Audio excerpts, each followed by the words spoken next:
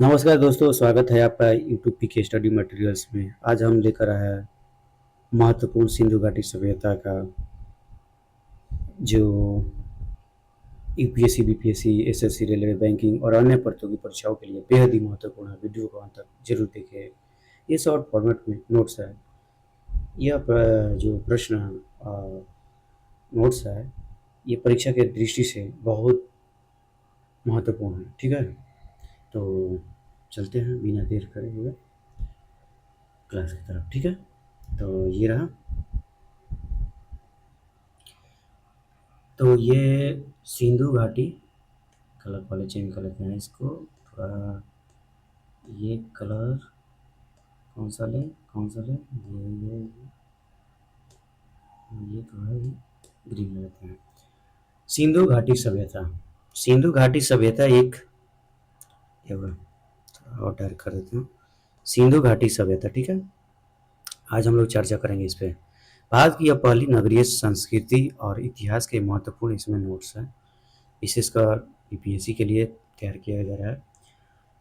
आप लोग देखिए पूरी वीडियो को पूरी तरह से, बहुत बेहतरीन नोट्स तैयार किया गया है। सिंधु घाटी सभ्यता विश्व का प्रसिद्धम सभ्यता है और ये कालसुयुगीन भी सभ्यता भी बोला जाता है इसको। मेसोपोटामिया, मिस्र और चीनी सभ्यता का समकालीन है। ठीक है, तो और नोट्स देखते हैं इसके आगे। ये रहा परिचय एवं खोज। परिचय एवं खोज देखते हैं। तत्समय काल रहा रेडियो कार्बन डेटिंग के अनुसार, रेडियो कार्बन डेटिंग के अनुसार देखें तो समय काल रहा 2500 ईसा पूर्व से 1900 ईसा पूर्व तक, जो कि एक कांस्य युग का चरम था। ब्रॉन्ज एज, जो कि कांस्य युग का चरम था। ठीक है, तो समय को तो पता चल गया। उसके बाद भौगोलिक विस्तार इसका देखें तो प्राचीन मिस्र मेसोपोटामिया की सभ्यता से भी बड़े क्षेत्र में पहले थी और इसका विस्तार आधुनिक भारत, पाकिस्तान और अफगानिस्तान तक था। ठीक है, प्रमुख खोज देखें तो दायराम साहनी ने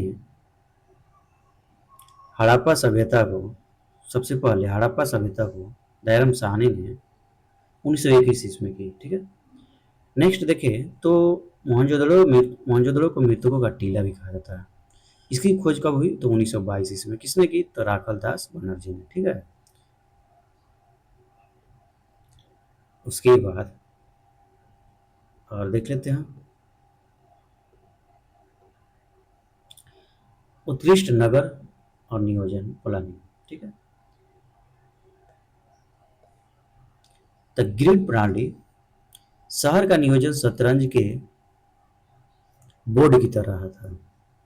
ठीक है, सड़क एक दूसरे का समकोण डिग्री पर काटते थे। ठीक है, सड़क जो बना था सिंधु घाटी सभ्यता में एक दूसरे के समकोण यानी 90 डिग्री पर काटते थे। दोहरे विभाजन, अधिकांश नगर दो हिस्से में विभाजित है। एक पश्चिमी दुर्ग, दूसरा पूर्वी निचला शहर। पश्चिमी दुर्ग ऊंचे चबूतरे पर निर्मित, जहां प्रशासनिक या धार्मिक इमारतें थी। ठीक है, पश्चिमी दुर्ग में ऊंचे चबूतरे निर्मित होते थे और जहां प्रशासनिक और धार्मिक इमारतें थी।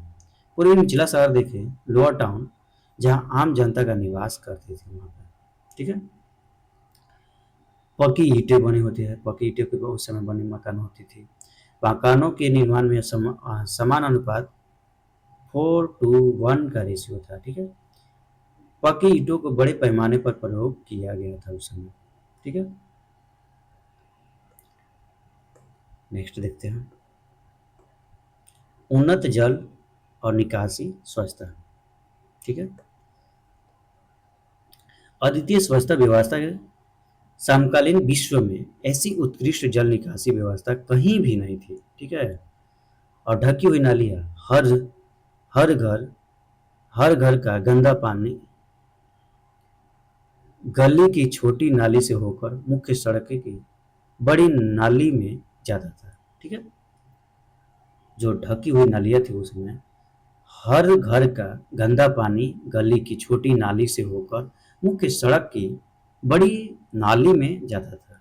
ठीक है, नालियों द्वारा नालियों पत्थर और ईंटों से ढकी होती थी उस समय। ठीक है, नाली जो बना था पत्थर या ईंटों से ढकी होती थी। सफाई व्यवस्था देखें तो सफाई व्यवस्था नलियों की नियमित सफाई के लिए जगह जगह पर निरीक्षण गड्ढे मैन होल बनाए गए थे। ठीक है, और विशाल स्नानागार मोहनजोदड़ो से प्राप्त एक विशाल सार्वजनिक स्नानागार जिसका उपयोग संभवतः विशेषकर धार्मिक अनुष्ठानों के समय सामूहिक स्नान के लिए होता था। ठीक है, नेक्स्ट नेक्स्ट अगर देखें आर्थिक जीवन और व्यापार, इकोनॉमी एंड ट्रेड, तो कृषि देखें तो मुख्य फसलें उस समय गेहूं, जौ, मटर, सरसों और राई थी। ठीक है, गेहूं, जौ, मटर, सरसों और राई थी। विश्व में सर्वप्रथम कपास उगने का श्रेय विश्व में सर्वप्रथम कपास उगने का श्रेय सिंधु घाटी के लोगों को ही जाता है। ठीक है, पशुपालन में क्या करते तो पशुपालन में बैल, भैंस, भेड़, बकरी, सुअर और हाथी पाला जाते थे। ठीक है, कुबड़ वाला बैल अत्यंत पूजनीय था उस समय। अंतर्राष्ट्रीय व्यापार उस समय इनका व्यापार मेसोपोटामिया, आधुनिक जो इराक है, ओमान, बहरीन और फारस की खाड़ी के देशों के साथ था। ठीक है, उस समय लोथल बंदरगाह गुजरात के लोथल में एक विशाल गोदीवाड़ा बंदरगाह मिला है जो समुद्र के रास्ते व्यापार का प्रमुख केंद्र था। ठीक है, नेक्स्ट देखते हैं प्रमुख स्थल और महत्वपूर्ण खोजें। ये देख लेते हैं, ये जो मोस्ट इम्पोर्टेंट परीक्षा में आते रहता है उसको लिए हैं, तो बाकी कवर हम करवा देंगे बोलकर ही।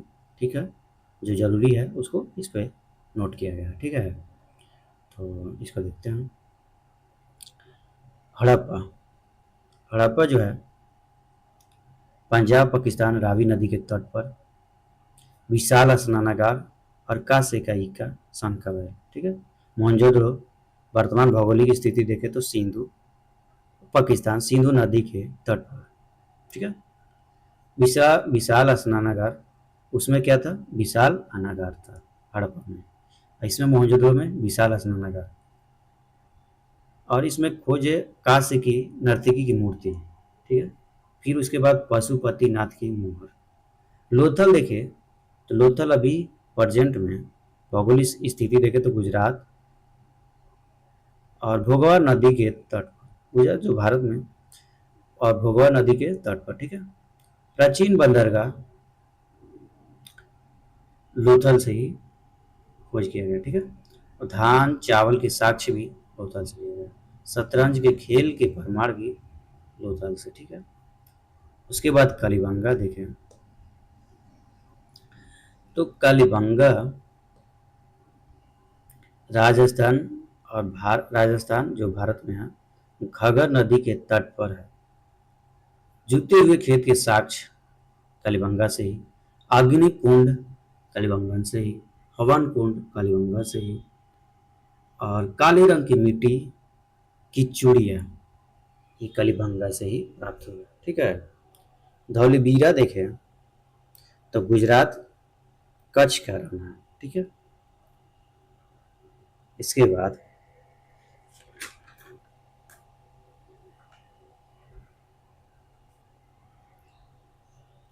इसके बाद कला, धर्म और लिपि देख लेते हैं। कला, धर्म और लिपि। मूर्तिकला धातु, पत्थर और टेराकोटा पकी मिट्टी की उत्कृष्ट मूर्तियां बनाते थे। मोहनजोदड़ो से मिली कांस्य नर्तकी की मूर्ति सबसे बड़ा उदाहरण है। मोहनजोदड़ो से मिली कांस्य नर्तकी की मूर्ति सबसे बड़ा उदाहरण है सिंधु घाटी सभ्यता का। ठीक है, धार्मिक मान्यताएं, ये लोग मुख्य रूप से मातृ देवी, मदर गॉडेस और पशुपति शिव की पूजा करते थे सिंधु घाटी सभ्यता के लोग। प्राकृतिक पूजा, वृक्ष पूजा, वृक्ष पूजा में पीपल और पशु पूजा के भी पुख्ता प्रमाण मिले हैं। ठीक है। भाव चित्रात्मक लिपि थी उस समय। इनकी लिपि चित्रों और प्रतीकों के रूप में थी, जो दाहिने से बाएं लिखी जाती थी। इस लिपि को आज तक पढ़ा नहीं जा सका है। ये लिपि जो है अपठित है। ठीक है। नेक्स्ट देखते हैं हम। सिंधु घाटी सभ्यता का पतन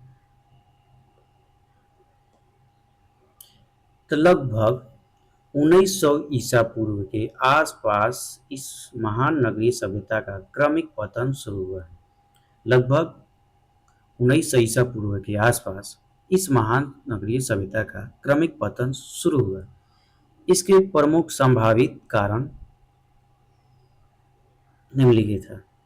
बाढ़ और जलप्लावन, जलवायु परिवर्तन एवं सूखा, बाहरी आर्य आक्रमण, परिस्थितिकी असंतुलन। ठीक है। तो बाढ़ और जलप्लावन में देखें तो मार्शल और मैके जैसे इतिहासकारों के अनुसार, कौन? मार्शल और मैके जैसे इतिहासकारों के अनुसार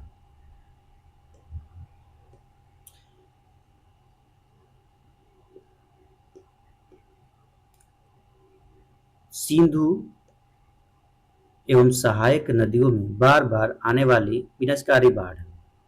ठीक है। जलवायु परिवर्तन एवं सूखा, इसमें देखें तो नदियों द्वारा अपना मार्ग बदल लेने के कारण कृषि व्यवस्था ठप हो गई और पानी की गंभीर संकट पैदा हुआ। ठीक है। नेक्स्ट देखें तो बाहरी आर्य आक्रमण, कुछ विद्वानों जैसे व्हीलर का मानना है कि बाहरी आक्रमण ने इसे नष्ट किया। हालांकि आधुनिक अनुसंधान इस बात की पुष्टि नहीं करते। अब पारिस्थितिकी असंतुलन देखते हैं तो पारिस्थितिकी असंतुलन संसाधनों के अत्यधिक दोहन के कारण पर्यावरण का असंतुलित होना। संसाधनों के अत्यधिक दोहन के कारण पर्यावरण का असंतुलित होना भी हो सकता है, पतन का कारण। ठीक है।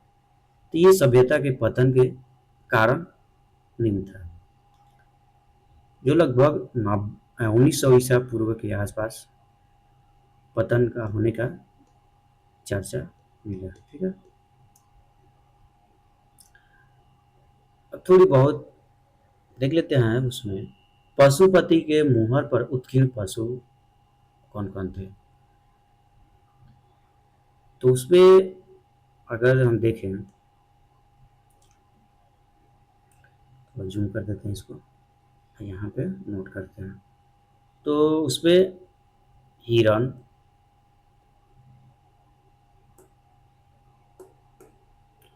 हिरन,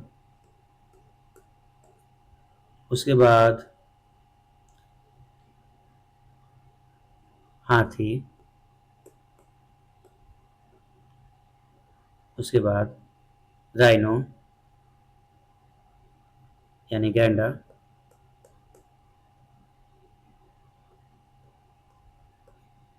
उसके बाद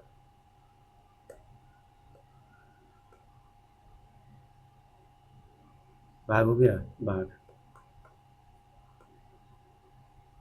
एक भैंस भी आता है, भैंस। ठीक है।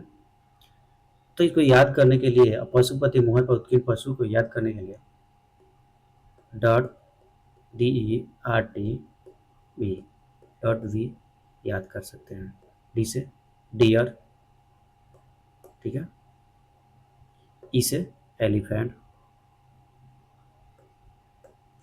और आर से क्या हो जाएगा? तो राइनो। ठीक है। और टी से क्या हो जाएगा? तो टाइगर। और बी से क्या हो जाएगा? बुफैलो। ठीक है। तो ये पशुपति मोहर पर उत्कीर्ण पशु का ट्रिक था, जो था हम बता दिया आपको। उसके बाद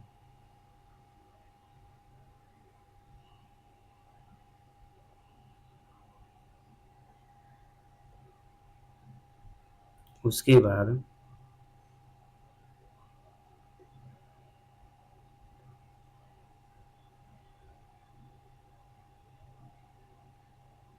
उसके बाद देखें तो उस समय शाकाहार और मांसाहार दोनों प्रचलित थे। गेहूं, जौ, तिल, दालें मुख्य खाद्यान्न उस समय शाकाहार में थे। मांसाहार भी प्रचलित था। धौलावीरा देखें तो धौलावीरा को 3 भागों में बाँटा गया। और मोहनजोदड़ो से तो हो ही गया।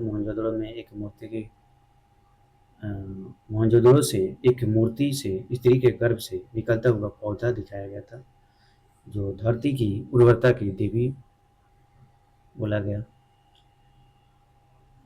और इसमें मोस्ट इम्पोर्टेंट ही टॉपिक कवर कर रहे हैं। अगर इसमें देखें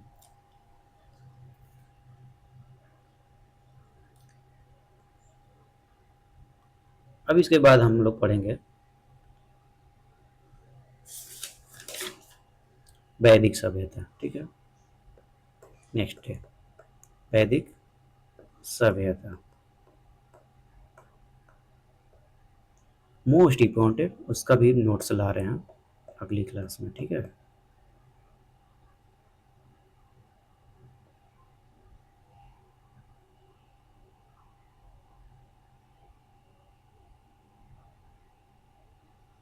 हाँ कुछ छूट गया था तो वो भी देख लेते हैं। ये रहा, कर देते हैं, इसको भी कंप्लीट ही कर देते हैं। तो हड़प्पा सभ्यता के दायरा में सहानी तो ये तो बता ही दिया है। उसके बाद तो मोहनजोदड़ो भी बता दिया है। चुन्होदड़ो देखिए तो उसका एमजी मजूमदार।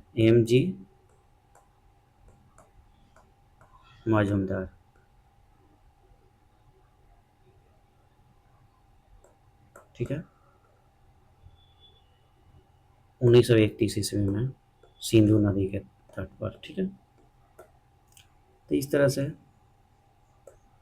ये भी हो गया चुन्होदड़ो। जो मोस्ट इम्पोर्टेंट था वो तो बता दिए। अभी छोटा छोटा ये रंगपुर एक आता है। तो रंगपुर, ये रहा रंगपुर। रंगपुर ले तो रंगपुर में हो जाएगा रंगनाथ राव, उत्खननकर्ता रंगनाथ राव। ठीक है, अगर इसमें देखें वर्ष तो 1953-54। ठीक है, नदी देखें तो मादर नदी। ठीक है, उसके बाद रंगपुर हो गया। रंगपुर के बाद रोपड़ देख लेते हैं। रोपड़ रोपड़ ठीक है, रोपड़ के उत्खननकर्ता थे यज्ञदत्त शर्मा। यज्ञदत्त शर्मा। ठीक है, यज्ञदत्त शर्मा अगर वर्ष देखें तो 1953 से 56। नदी देखें तो उस समय नदी को देखें तो सतलज के किनारे। और स्थिति तो रोपड़ वाला पंजाब है। मानव के साथ कुत्ते दफनाने का साक्ष्य तांबे की कुल्हाड़ी और शंख की चूड़ियां रोपड़ से ही मिली। ठीक है, इसको हो गया, रोपड़ हो गया। रोपड़ के बाद थोड़ा सा इसको और छोटा करते हैं। ये हो गया। लोथल देख लेते हैं। लोथल बताए थे उसमें नोट्स में, चलो कर देते हैं। लोथल लोथल हो जाएगा रंगनाथ राव। ठीक है, रंगनाथ राव वर्ष देखें तो 1955 से 63। नदी देखें तो भोगवा किनारे। ठीक है, उसके बाद ये अभी लोथल कहाँ पड़ता है तो अहमदाबाद गुजरात। ठीक है।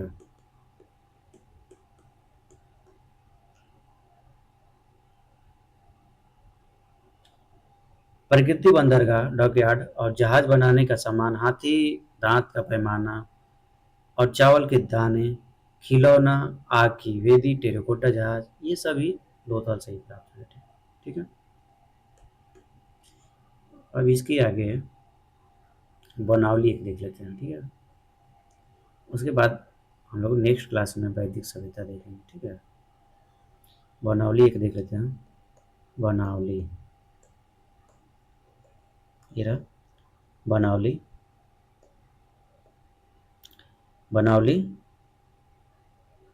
उत्खननकर्ता रविंद्र रविंद्र सिंह बिष्ट। ठीक है। उत्खनन करता है। उसके बाद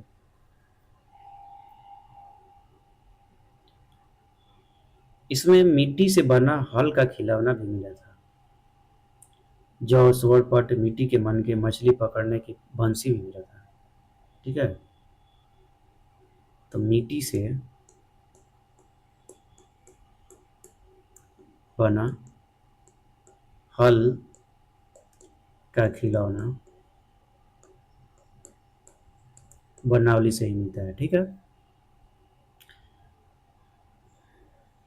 उसके बाद देखें हम, तो इसमें हाँ एक अभी ये रहा वर्ष छूट रहा है, तो इसका वर्ष 1900 क्या हो जाएगा, 74। और नदी कौन सा हो जाएगा, तो सरस्वती। ठीक है। सरस्वती। ठीक है। अभी बनावली कहाँ पड़ता है, तो हिसार हरियाणा। ठीक है।